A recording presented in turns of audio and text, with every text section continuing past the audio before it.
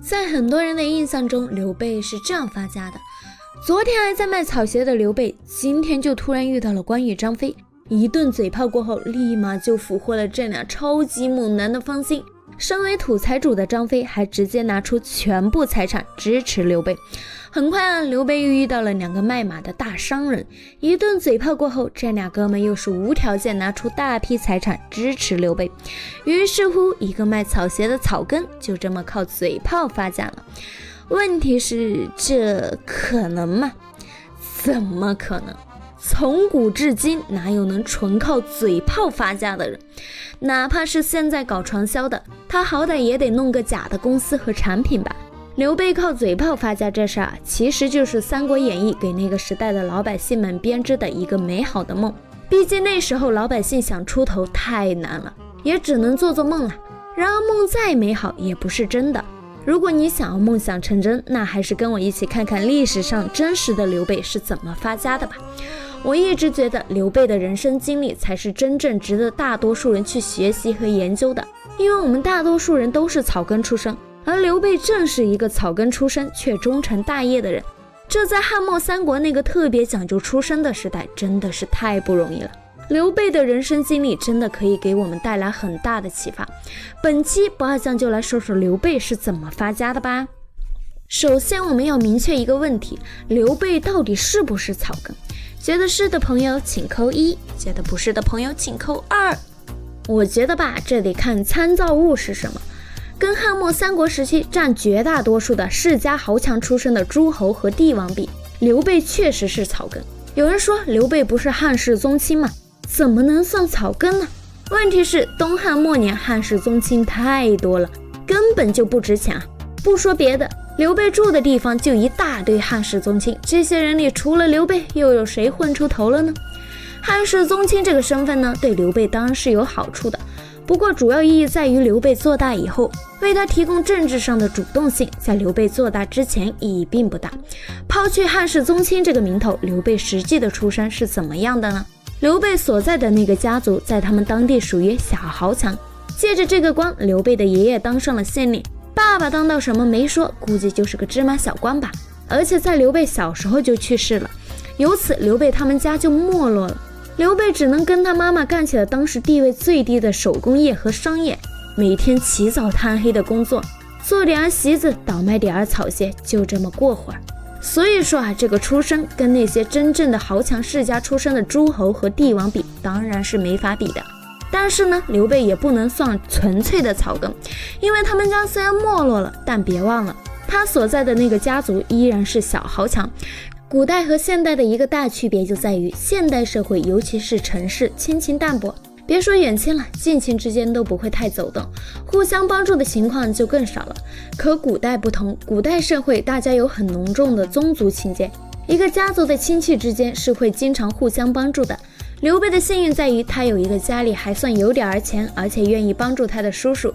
有一天，刘备跟一群小朋友一起玩的时候，目光被他们家院子东南角一棵5丈多高的桑树吸引了。这棵桑树从远处看，枝叶茂密，形状像车盖一样。刘备盯着桑树看了很久，越看越觉得心潮澎湃，脑海中不由得浮现出了皇帝乘坐的专车鱼宝盖车。他不由得长吁一口气，两眼放光地说道：啊，将来我一定要坐上这样的鱼宝盖车。正好他叔叔刘子敬在旁边听了以后顿时吓尿了，赶紧捂住刘备的小嘴，怒斥道：别他妈瞎说，你想咱家灭门呀！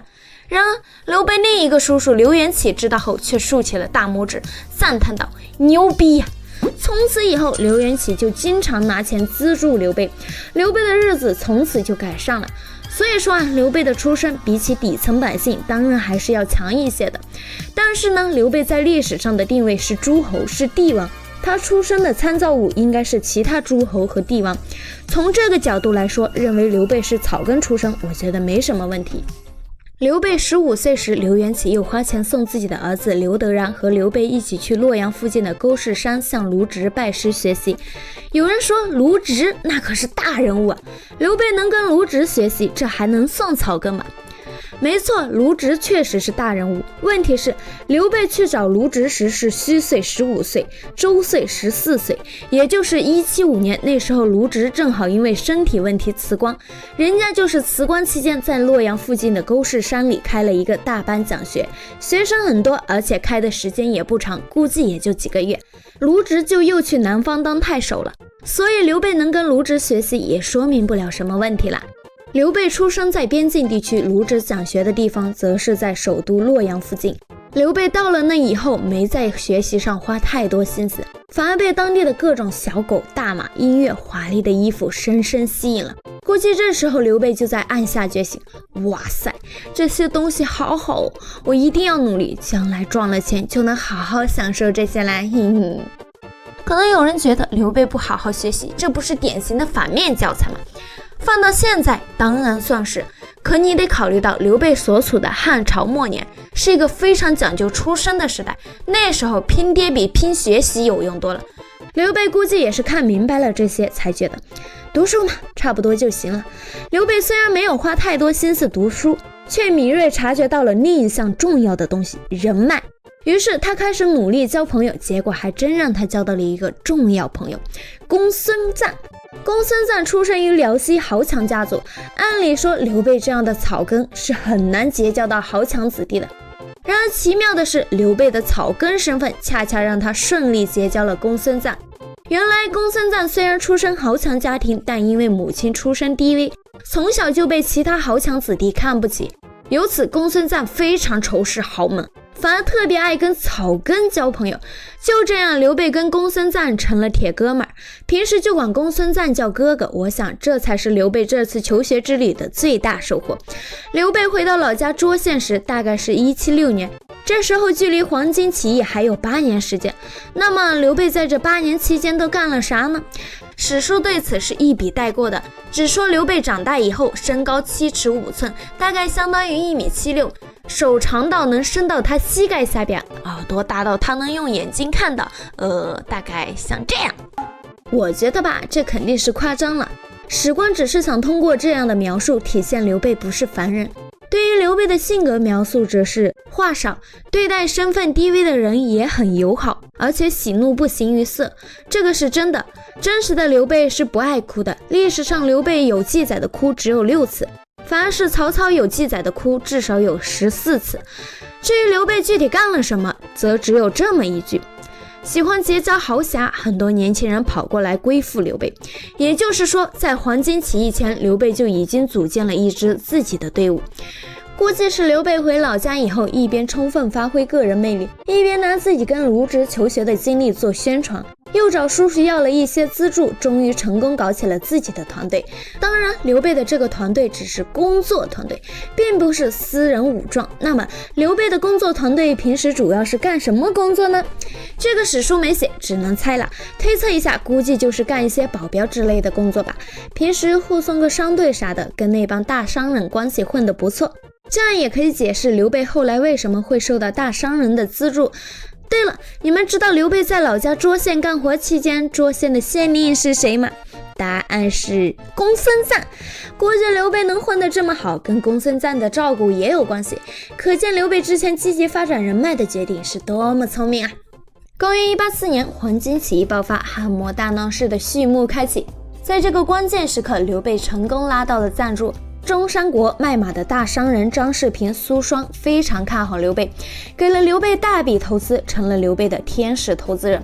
这笔钱肯定不是白给的，估计就是刘备和他们约好了，等以后当了官给他们一些扶持吧。靠着这笔投资，刘备在自己的工作团队的基础上又招募了一批人，并购买了大批武器，终于成功组建了自己的私人武装。关羽和张飞正是这个时候加入刘备的私人武装。关羽的情况和演义差不多，他出生于河东郡解县，在老家不知道犯了什么事儿，随后就逃到了刘备所在的涿郡，正好赶上刘备招人。关羽一想，嗨，反正也没别的地方去，就先跟着干吧。张飞的情况则跟演义完全相反了。现在很多营销号打着还原历史的旗号，把张飞说成了一个出身豪门的文化人，纯粹就是扯淡。